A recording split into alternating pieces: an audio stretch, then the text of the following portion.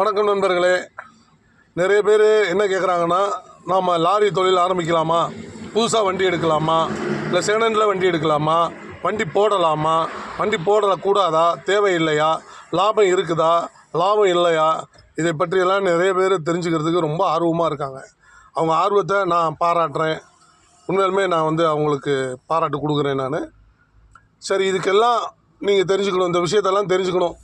வண்டி போடுறதெல்லாம் எப்படி அப்படின்னா, ஒரு ஷார்ட் ஃபிலிமில் ஒரு இதில் சொல்லிட முடியாது, ஒரு ஷார்ட் வீடியோவில் சொல்லிட முடியாது. இதில் நிறைய விஷயங்கள் இருக்குது. இருந்தாலும் டக்குன்னு ஒரு 120 செகண்டுக்குள்ளே எவ்வளோ சொல்ல முடியுமோ அதை நான் சொல்கிறேன். கவனமாக கேட்டுங்க. முதல்ல ஒரு விஷயம் நல்லா தெரிஞ்சுக்கங்க.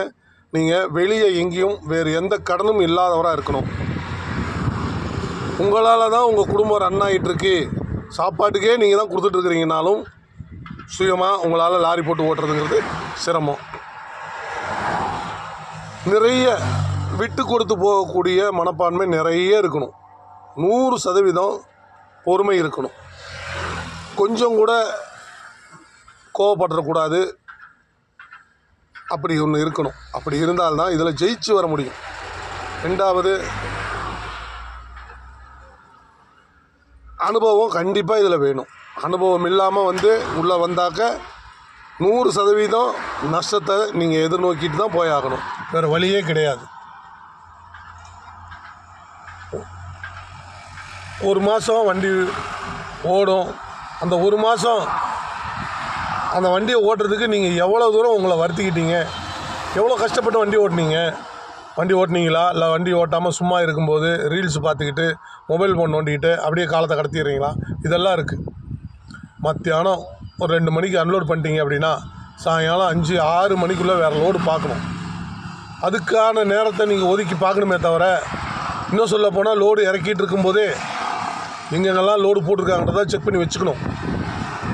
இன்னும் ஒரு 10 நிமிஷம் 1/4 மணி நேரத்தில் அன்லோடு ஆக போகுதுன்னா அதுக்கு இடையிலேயே நீங்கள் லோடு பார்க்க ஆரம்பிச்சிடணும்.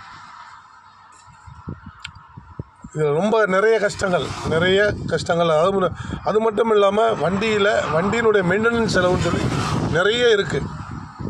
ஒன்றும் இல்லை, ஒரே ஒரு டீசல் ரிட்டர்ன் டியூப்பு என்னது லீக் ஆச்சு. அதை மாற்றுறதுக்கு வந்தேன். அந்த டியூப் 900 ரூபா.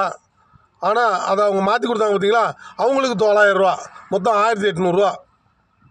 இந்த 1800 ரூபா நான் திருச்சியிலேருந்து சென்னைக்கு போனேன்னு வச்சுக்கோங்களேன், எங்களுக்கு 9000 ரூபா வாடகை போடுவாங்க. 1000 ரூபா நிற்கும். நான் சென்னையிலேருந்து திருச்சி 2 ட்ரிப் ஓட்டணும்.